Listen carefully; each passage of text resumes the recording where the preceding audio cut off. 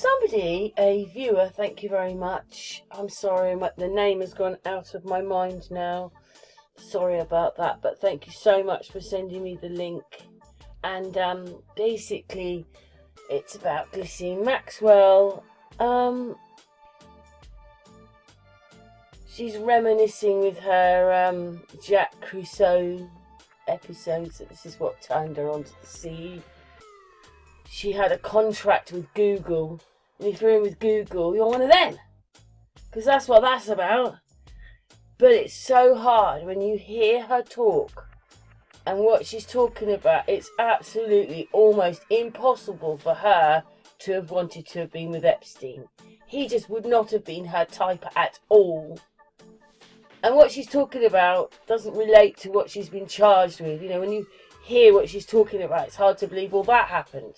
I wanted to add just a bit more information. She talked at the United Nations 12 times.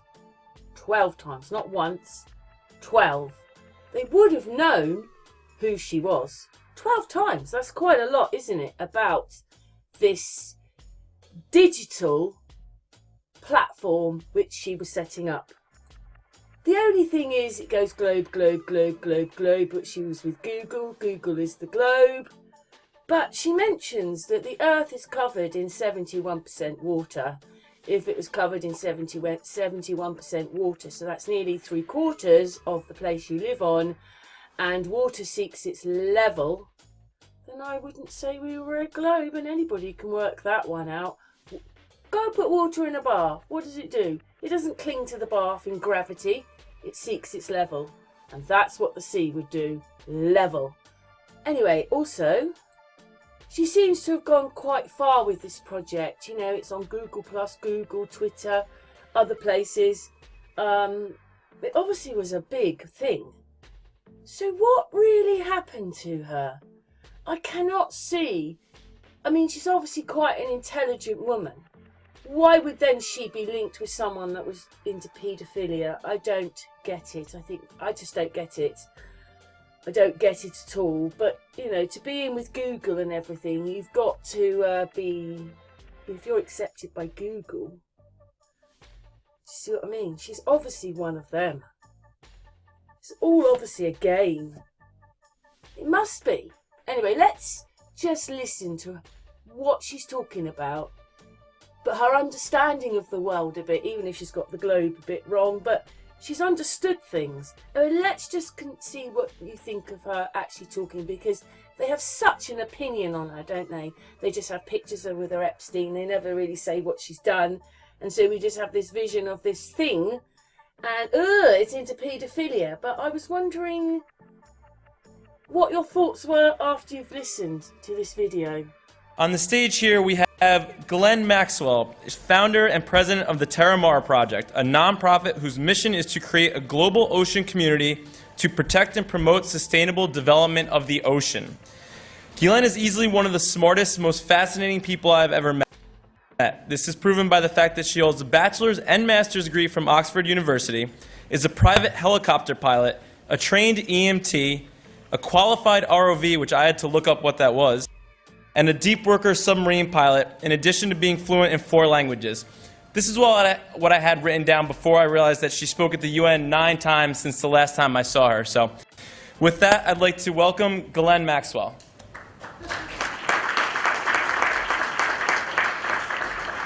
Thank you. Excellent. Good afternoon. I noticed that my speech today was leveraging technology to create a global ocean community.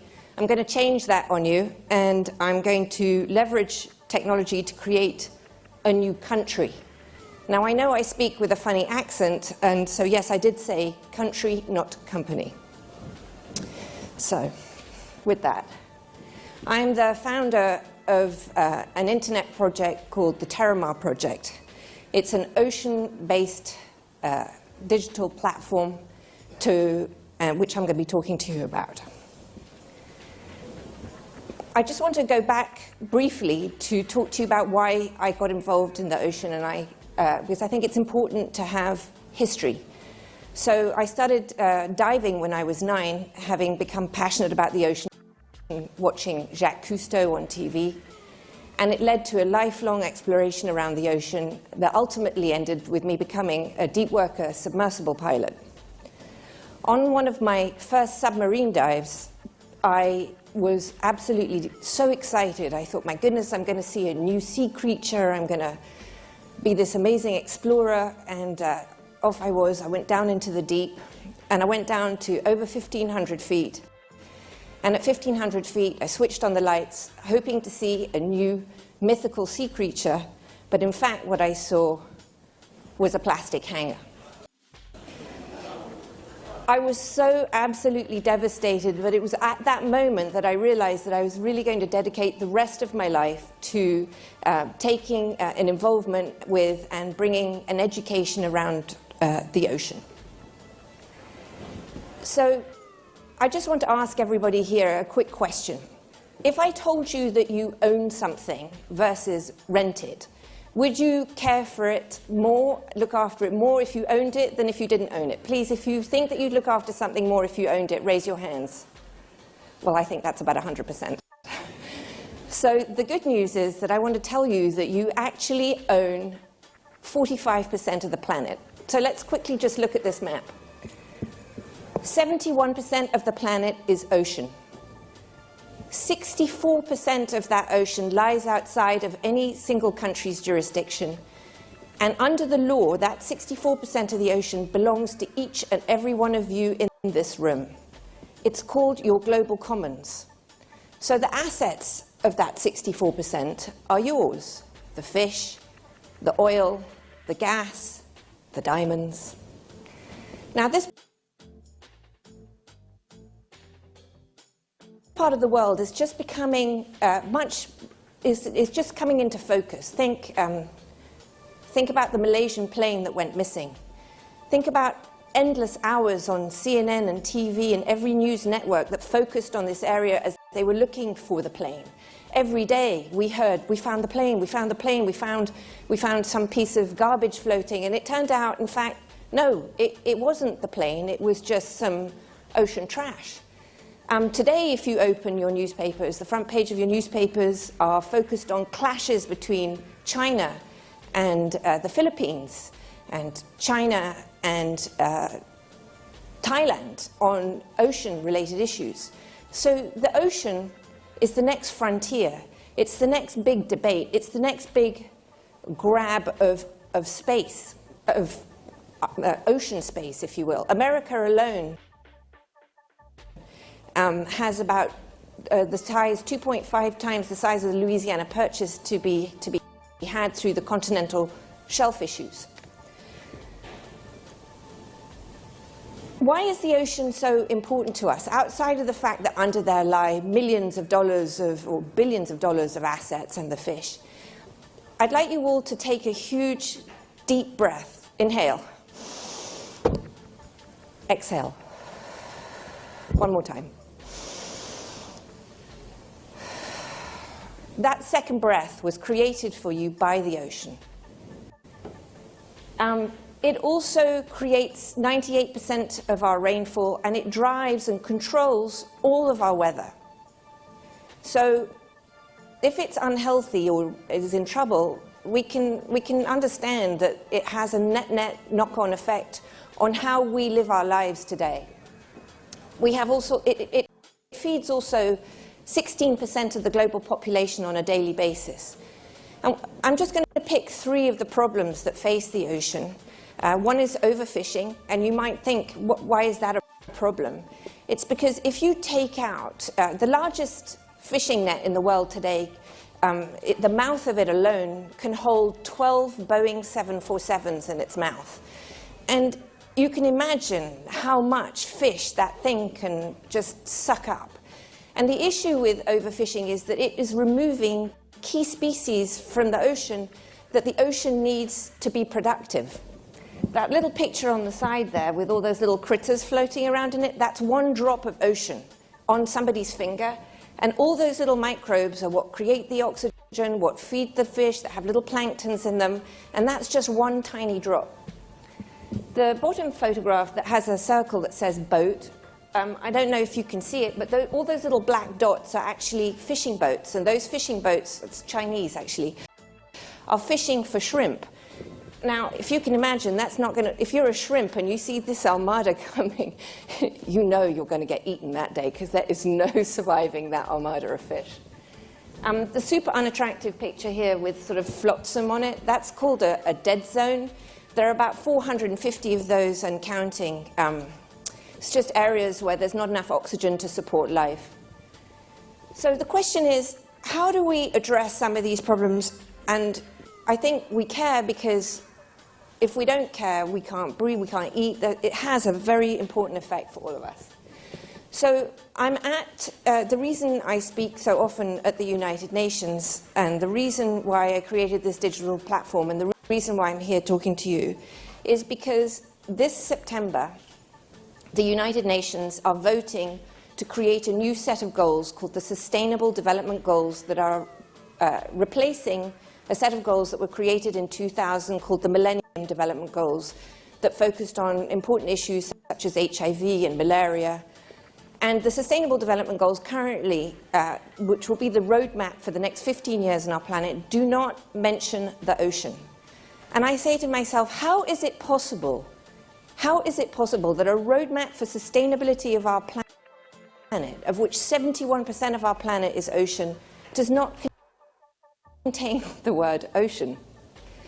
And so I thought to myself, that's just mad. And for the next generations that come after us, that's just not going to happen like that. We can't allow that to happen.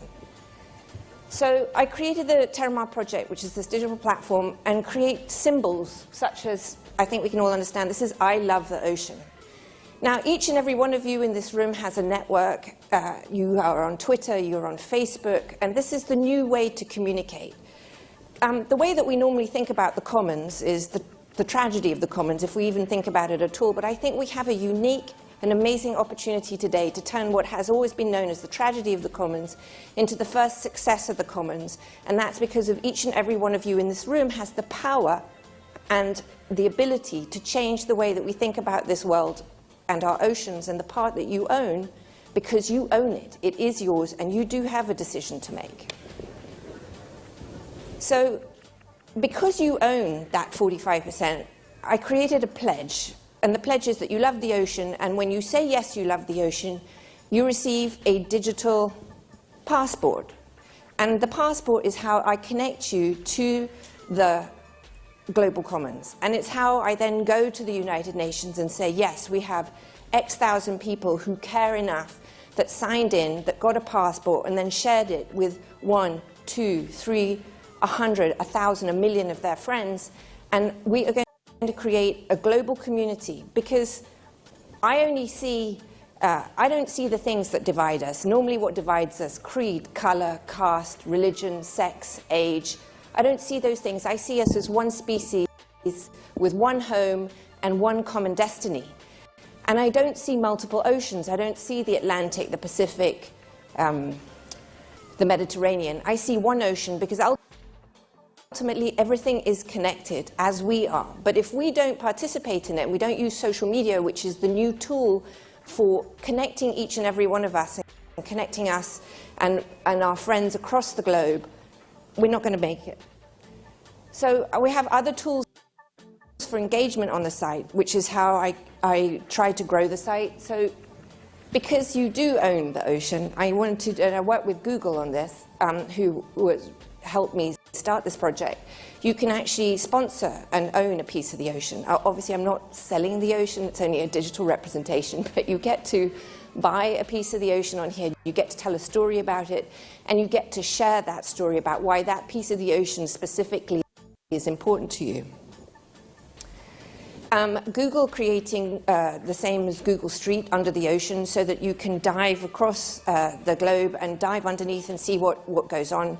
And I have multiple areas that you can dive under the ocean and have this extraordinary 3D image that's fully 360 degrees and look where you're going to dive. And eventually, there will be many more of these places. So when you decide you want to go to visit some place in Bali, or you want to go to Monterey, or wherever you want to go, you should be able to go see, what am I going to see in the ocean? And frankly, if you don't like diving, you don't like the sea, you can go and have a look at it. It's so gorgeous. It's almost as good as going there.